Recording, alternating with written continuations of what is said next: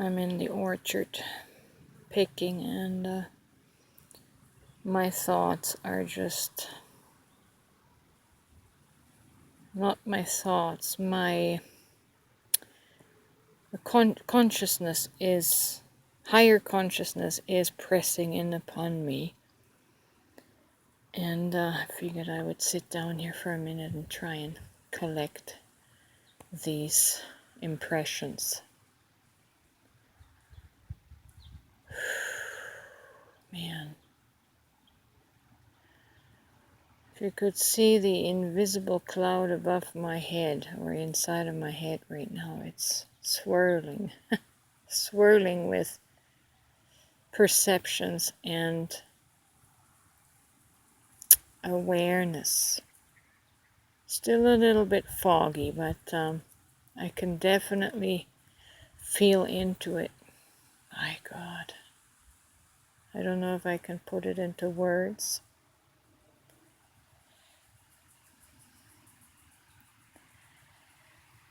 Whew. It's almost overwhelming.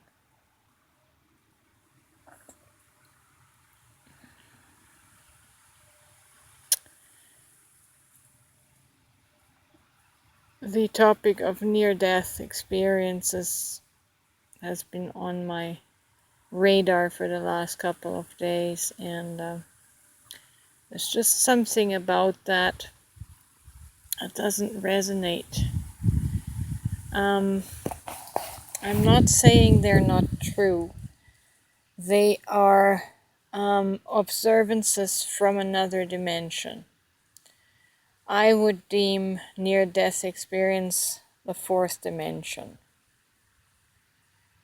the astral, and it still is a lower dimension.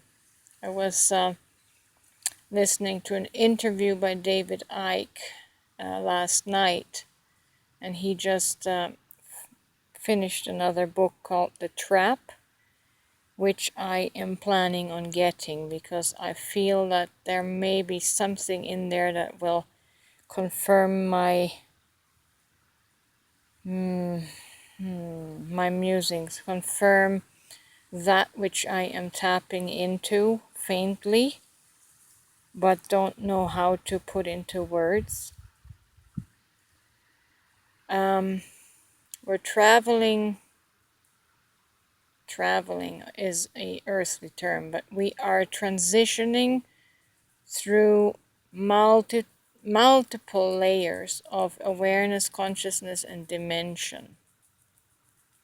Of course, in the third and fourth dimension, we are not able to conceptualize anything higher above that. We can only conceptualize and express that which we perceive with our frequency band, third or fourth frequency band. And I got to thinking, oh man, I don't know how to put this into words. It's going to be so strange to any of you that are not acquainted with the higher dimensions. But I'm going to say it. I'm going to say my impression anyways. Often in a near-death experience, the religious aspects of Christianity are carried over into the astral, into that near-death experience. And the biblical accounts are replayed when people come back and they tell what they've seen. Something about that doesn't sit right with me, because I have a higher awareness beyond that. And I'm feeling that this whole substation and stopover of worshiping the Lord Jesus Christ on some throne in heaven, something just feels wrong. Something just feels wrong about that perception. None of this journey has anything to do with worshiping God or worshiping a Lord or worshiping a master that is above you or over you. This entire journey is all about coming into yourself, knowing yourself. And of course, we only know ourselves at these limited levels of the physical world. We have a little bit of a knowing in the fourth and fifth dimension through our higher consciousness, but that is not the full knowing of who we are. And so as I'm tapping into higher dimensions yet, I don't know what dimensions it is, but probably above 6 or 7 or 8, I am feeling that, like David Icke refers to it, it's a trap in a certain frequency band, in a light spectrum, where these stories play out, but they are still trappings because they orient us once again outward, away from ourself, and we lose focus of what it is we are here to experience and to discover. And we are here to discover our divine self.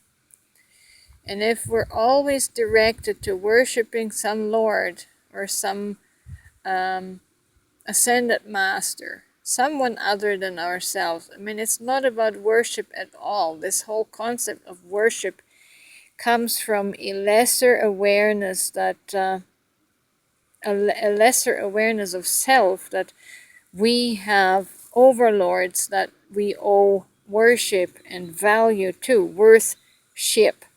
We ship our worth to other entities. That's not what this is all about. And that's why I feel that even the mediatorship of Jesus is a distraction.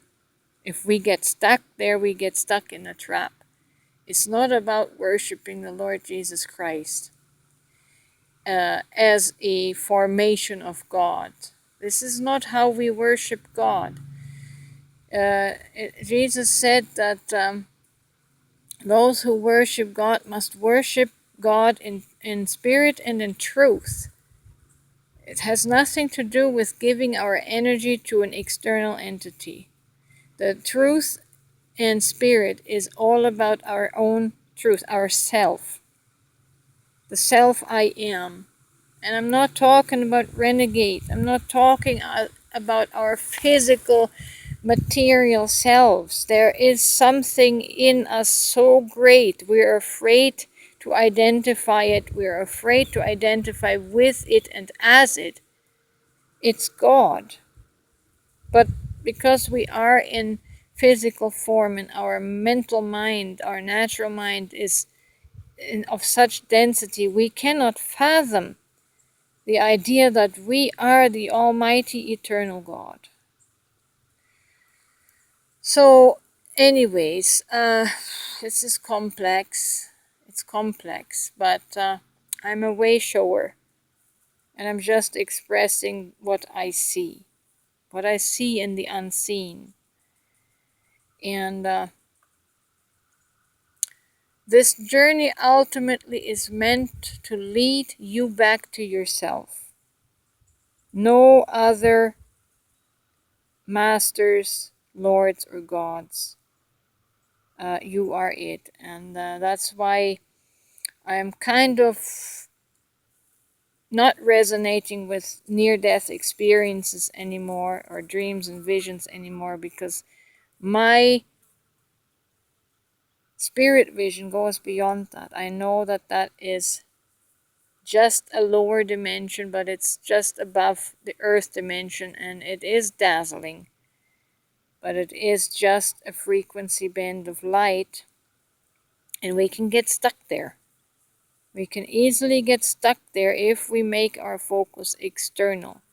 If we keep focusing away from ourself, our divine core. I don't know if any of this really makes sense, but my God, I feel it. I feel it so strong in my heart space. Everything that is visible is an illusion. And I'm understanding now why a few years ago, I used to be really, I'll be honest and transparent, I used to be so jealous of people that had these spirit experiences and these visions, and they were traveling and the cosmos, lucid dreaming, and all that. And I couldn't do that. I've never experienced that. And but at some point, I got so distraught about the confusing nature of dreams and visions, and how everybody's vision and dream were different, and I couldn't make any rhyme or reason of it. And I am not a dreamer. I remember some years ago I actually said to God that I don't want to dream or have visuals of anything in formation. I don't want to see spaceships. I don't want to see aliens. I don't want to see UFOs. I don't want to see even angels. I don't want to see formations, because I know that my mental mind will place importance on the formation. And any formation in the world of God is like a mirage. It's not solid, but our mind thinks of it as solid and makes it a thing.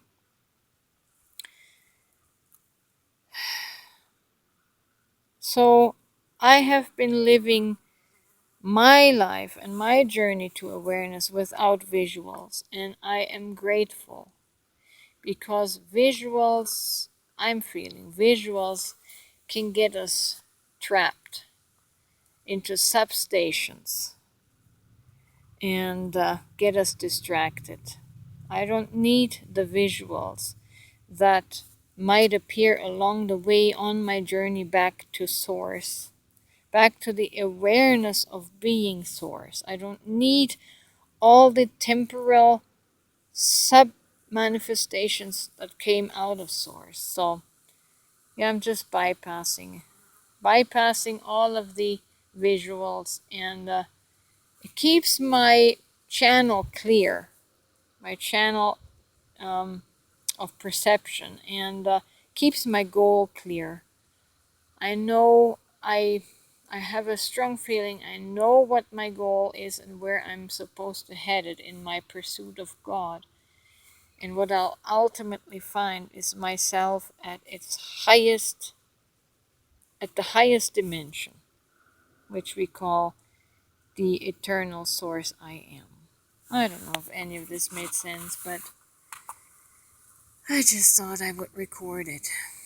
So, anyways, I'm out here picking berries. I gotta pick one more pail, and then I have fulfilled my quota, what I owe the orchard. So, have a fantastic day, my friends.